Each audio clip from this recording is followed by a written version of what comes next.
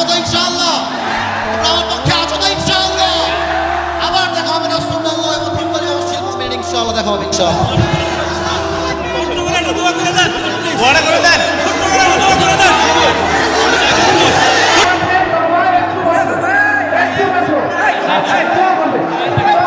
আমি বলি ক্ষমা চাওয়া লাগবে এখানে। আমি সামলাইতে পারবো না।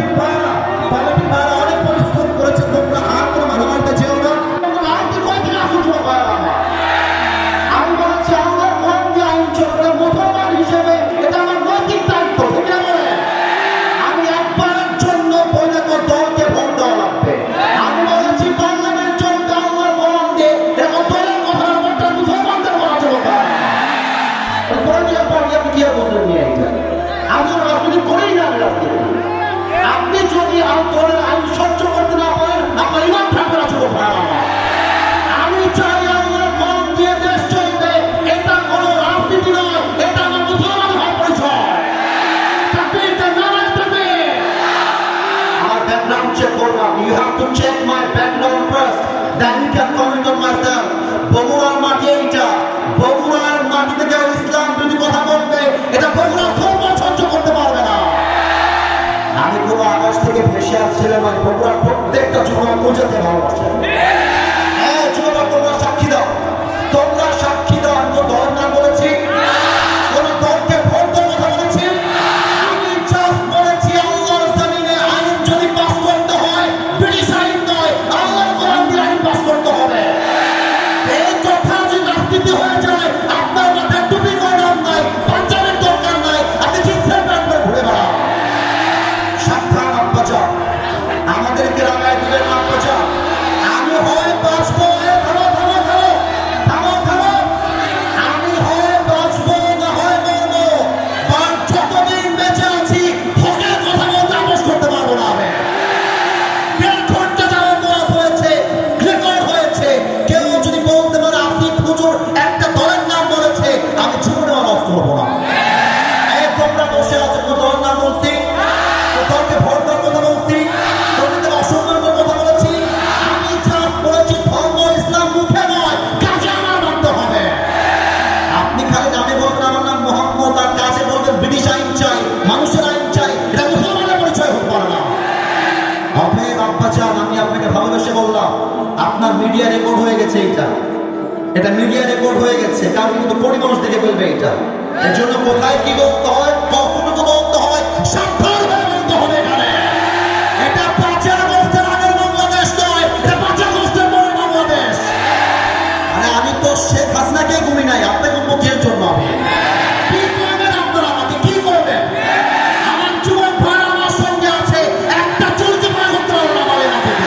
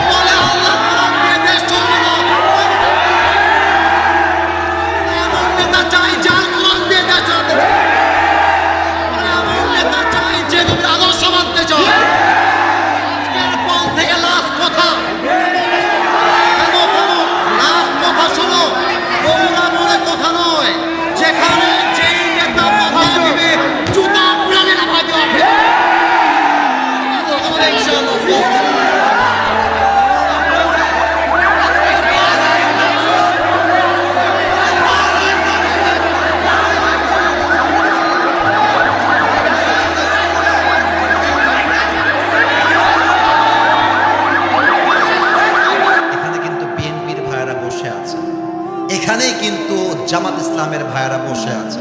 একটা কথা বলে দিয়ে যাই, মারামারি করবেন না। মারামারির কথা আমি আসিফ হুজুর কখনো বলি না। আমি মিলায়ে দেওয়া পছন্দ করি, আমি বিচ্ছেদ পছন্দ করি না। এই যুবকরা আমাকে চেনে, একটু একটু কয়েকজন যুবক চেনে। আমি যখন কথা বলি, আমি আজ পর্যন্ত কোনো দলকে কখনো আঘাত দিয়ে কথা বলি নাই। এবং আমি যখন কথা বলি, তোমরা যারা আমাকে চেনো, আমাকে সবাই চেনে তা আমি দাবি করব না, বাট আমি কখনো আমার চেহারায় মুচকি হাসি ছাড়া কাউকে ছোট করে কথা বলতে পছন্দ করি না। বিএনপি মুসলমান, জামাত ইসলাম মুসলমান, জাতীয় পার্টি মুসলমান, চরমনায় মুসলমান, শর্ষিনা মুসলমান, যত পার্টি আছে এনসিপি, দে আর অল মুসলিমস। বাংলাদেশের প্রত্যেকটা দলের নেতা হচ্ছে সাচ্চা মুসলমান। আমার প্রশ্ন, now this question to everybody, those who are here and those who are listening my lecture right now, যারা আমাকে শুনছেন সবার কাছে আমার প্রশ্ন, বিএনপি যদি মুসলমান হয়, জামাত ইসলাম যদি মুসলমান হয়, জাতীয় পার্টি যদি মুসলমান হয়, এনসিপি যদি মুসলমান হয়, চরমোনাই যদি মুসলমান হয়, তাহলে আগামীর সংসদ, আগামীর পার্লামেন্ট কোরআন দিয়ে চলবে না কেন? আমাদের দাবি জামাত ইসলাম হিসেবে নয়। আমি কোন পলিটিক্যাল পার্টির সাথে I am not connected with any political party in Bangladesh. I am just talking about on this matter as a citizen of Bangladesh. আমি নাগরিক হিসেবে বলছি, আমাদের প্রাণের দাবি আগামীর পার্লামেন্টে প্রত্যেকটা আইন পাস হতে হবে আল্লাহর কোরআন দিয়ে। বগুড়ার ভাইরা আমার, ইমাম সাহেব আছেন? ইমাম সাহেব কোথায় আছেন ভাই আমার? ওয়ালাইকুম আসসালাম, মাশাআল্লাহ। আমাদের মসজিদের ইমাম সাহেবও এখানে উপস্থিত রয়েছেন। সত্য কথা বলতে আমি এখানকার কোনো খবর জানি না, বাট আমার মনে হয় যে ইমামরা সমাজে সবচেয়ে বেশি সম্মান পাওয়ার জন্য কিন্তু তাদেরকে বেতন দেওয়া হয় সবচেয়ে কম, সবচেয়ে কম। আপনারা নিউজ দেখেছেন মুরব্বী এবং যুবক ভাইয়েরা, যে খেলোয়াড়ের বেতন নাকি বাংলাদেশে 12 লাখ টাকা, 15 লাখ টাকা, 17 লাখ টাকা তাদের বেতন। তো আমার দাবিটা হচ্ছে, একজন খেলোয়াড় যার কাজের সাথে ইসলামের ন্যূনতম কোনো সম্পর্ক নেই, কোরআনের কোনো সম্পর্ক নেই, তার বেতন যদি দেয় রাষ্ট্র 15 লাখ টাকা, আমার তো মনে হয় ইমামের বেতন হওয়া দরকার 20 লাখ টাকা। আল্লাহ ইমাম সাহেবের সম্মানকে তুমি আকাশচুম্ব করে দাও, পড়েন সবাই আমিন। জনাব মোহাম্মদ আব্দুল বারিক প্রামাণিক, আরও আছেন জনাব আলহাজ মোহাম্মদ মতিউর রহমান প্রামাণিক।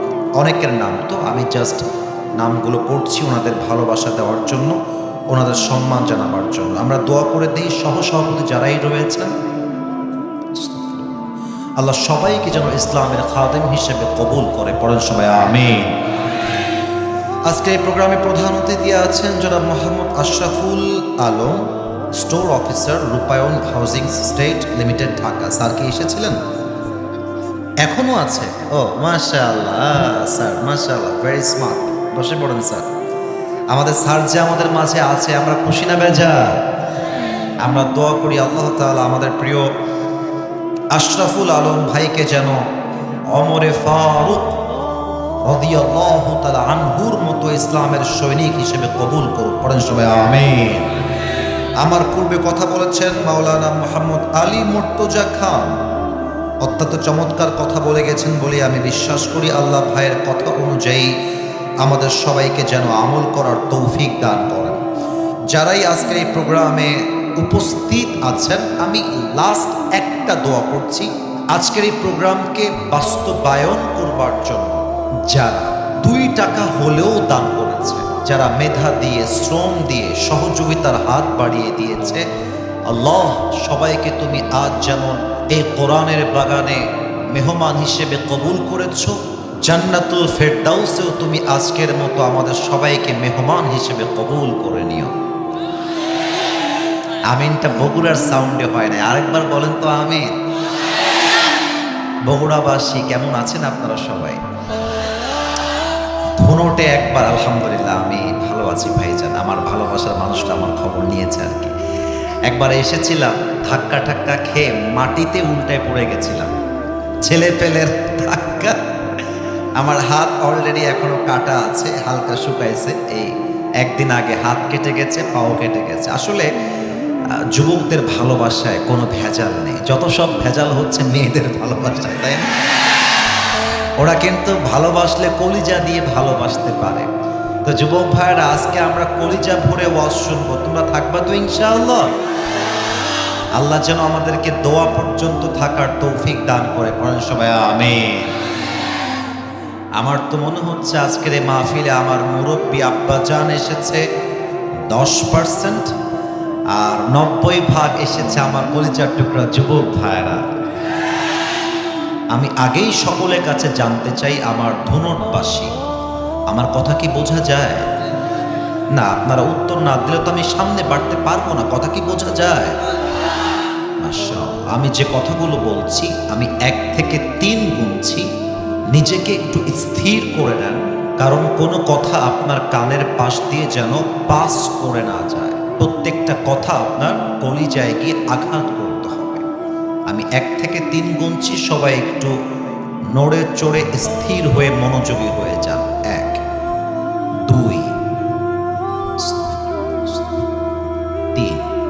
আপনি যেই মাটিতে এখন বসে আছেন, আগামীকাল সেই মাটিতে আপনার 3.5 হাত মাটির ঘর হবে।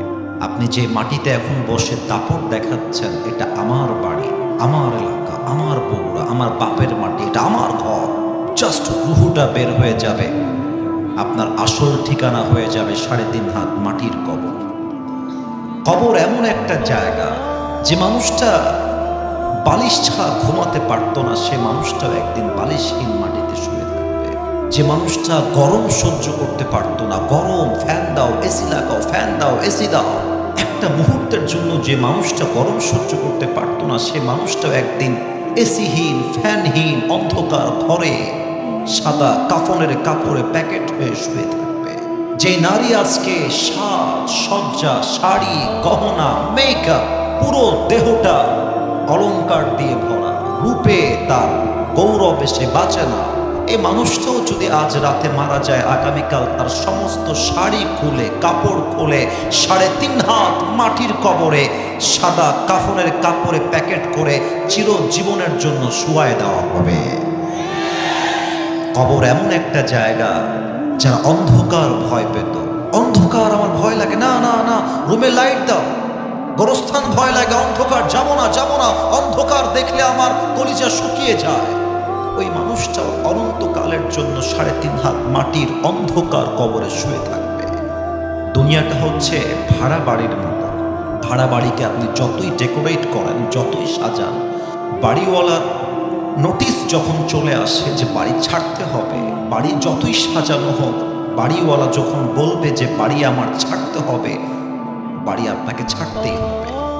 এই দুনিয়াটা হচ্ছে ভাড়া বাড়ির মতো, যতই সাজান যতই গোছান, সারাটা জীবন প্রবাসে গিয়ে দেশে থেকে মাথার ঘাম পায়ে ফেলে বুকের তাজা রক্তকে পানি করে যতই বাড়ি সুন্দর করেন, ভাড়াটিয়ার আসল মালিক যখন ডাক দিয়ে বলবে your time is over, you just have to come to me, তোর আসার সময় হয়ে গেছে, বাস, যতই সাজানো গোছানো বাড়ি হোক সব কিছু ফেলে রেখে যেতে হবে এক সত্তার কাছে। বলেন সবাই, তিনি কে? এত আপনারা আমার কথা যদি একটু বুঝতে সমস্যা হয় আমাকে একটু বলবেন, আমি আরেকবার জিজ্ঞেস করি, আমার কথা কি বোঝা যায়? এত শখের বাড়ি, আমরা মাঝে মাঝে গৌরব করে বলি যে এটা আমার বাড়ি, এই দেখো কত সুন্দর করে সাজিয়েছি, গেট দেখো, গেটের দাম 1 লাখ টাকা, এটা আমার বাপের বাড়ি, এটা আমার দাদার বাড়ি, এটা আমার নিজের বাড়ি। But always remember one thing, always মাথায় রাখবেন এই বাড়ির মালিক আপনি নন, এই বাড়ির আসল মালিক একজন বগুড়াবাসী। আল্লাহর নামটা আসতে নয়, জবান দিয়ে বলেন তো আসল মালিক কে? পরের জায়গা পরের জমিন ঘর বানায় আমি রই, আমি তো সেই ঘরের মালিক নই। পরের জায়গা পরের জমিন ঘর বানায় আমি রই, আমি তো সেই ঘরের মালিক নই। সেই ঘরখানা যার জমিদারি, আমি পাই না তাহার হুকুম জারি, আমি পাই না জমিদারের দেখা, আমি পাই না জমিদারের দেখা, মনের দুঃখ কারে কই, আমি তো সেই ঘরের মালিক নই। একটু গান তো আমার সাথে, পরের জায়গা পরের জমিন,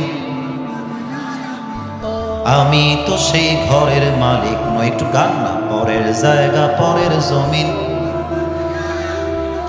আমি তো সেই ঘরের মালিক নই। ঘরের মালিক কে গো ভাই? না, এটা বগুড়ার সাউন্ড তো হলো না, আরেকবার, ঘরের মালিক কে গো ভাই? প্রতিদিন এই মাটি কবর আপনাকে ডাক দেয়। কি বলে ডাক দেয় জানেন? এটা যদি আপনি শোনেন না, আপনার ঈমান যদি 1 ফোঁটাও থাকে, আপনার গায়ের পশমগুলো দাঁড়িয়ে যাবে। প্রতিদিন কবর আপনাকে ডাক দিয়ে বলে, আমি তোর আসল ঘর, আমি তোর আসল বাড়ি, তুই আমার থেকে যতই পালিয়ে যাস না কেন, দিন শেষে কিন্তু তোকে আমার ঘরে ফিরে আসতে হবে। তুই আমাকে যতই ভুলে যাস, আমি কিন্তু তোরে ভুলি নাই। তুই যতই দূরে পালিয়ে যাস, তুই কিন্তু আমার থেকে দূরে নস। জাস্ট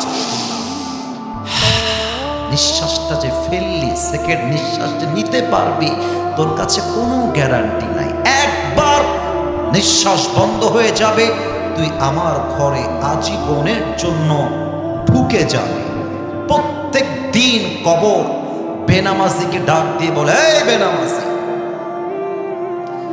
তুই যখন ফজরের নামাজটা বাদ দিয়ে বাসার মধ্যে ল্যাপ মুড়ি দিয়ে, কম্বল মুড়ি দিয়ে শুয়ে থাকিস, আমি তোকে দেখে বড্ড অবাক হই আর বলি, কিরে তোর কি ওঠার সময় হয় নাই? কিরে তোর কি নামাজের প্রতি গুরুত্ব জাগে নাই? কিরে তুই কি আমার ঘরে আসবি না? কিরে তুই কোন ঘুমে ডুবে গেলি? এই ঘুম তো তোর নাও ভাঙতে পারে। তুই যদি বলিস আমি আজকে নয় কাল থেকে নামাজি হব, কাল থেকে রোজা রাখবো, কাল থেকে দাড়ি রাখবো, কাল থেকে সুদ ছাড়বো, কাল থেকে বিড়ি ছাড়বো, কাল থেকে পর্নোগ্রাফি রাখবো, ছেড়ে দিব, সব বাদ দিয়ে দিব, বেটা মাথায় রাখিস তোর মতো হাজারো যুবক যারা বলতো কাল থেকে ভালো হয়ে যাব, কাল থেকে ভালো হয়ে যাব, ওই কালটা আর আসে নাই। ওরা সেদিনই কবরের বাসিন্দা হয়ে গিয়েছে, ঠিক কিনা বলে? আল্লামা ইকবাল লিখেছেন, হুয়ে নামওয়ার বেনিশা कैसे कैसे, जमी खा गई नौजवा कैसे कैसे, ये जगह जी लगाने की दुनिया नहीं है, ये इबरत की जा है तमाशा नहीं है, तुझे पहले बचपन ने बरसों खिलाया, जवानी ने फिर तुझको मजनू बनाया, अजल तेरा कर देगी बिल्कुल सफाया मेरे दोस्त ये दुनिया जगह जी लगाने की नहीं है ये दुनिया इबरत है तमाशे की कोई जगह नहीं है ठीक है ना बोले वमल हयातुद दुनिया इल्ला मताउल गुरूर This life of this world is nothing more than play and entertainment